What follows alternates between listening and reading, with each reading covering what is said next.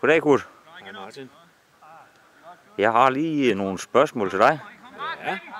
Først og fremmest stort tillykke med endnu en sejr i lørdags. Jo tak. Hvordan synes du, holdets præstation var på dagen? Jeg synes, vi spillede en forrygende flot første halvleg, hvor vi nok burde have ført med et par mål.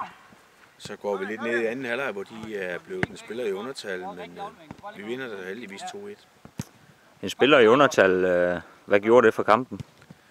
Jamen det gjorde måske, at vi mistede lidt koncentration i anden halvleg, hvor vi havde været ekstremt koncentreret i første halvleg, havde set fuldstændig på dem. Så føler man måske, at det bliver lidt for nemt, når de er en spiller i undertal, og så sløser vi nok lidt. Jo. Næste udfordring står på en udebanekamp mod Hårslev, der har tabt 2 kampe og spillet 1 uafgjort og placeret på 9. pladsen. Hvad forventer du af den kamp? Det jeg forventer, det bliver en meget, meget lige kamp. Vi vandt over Hårslev i foråret, men de blev nummer 2 i rækken, og jeg tror, vi spiller i en række, hvor alle kan slå alle. Så den bliver meget lige, tror jeg.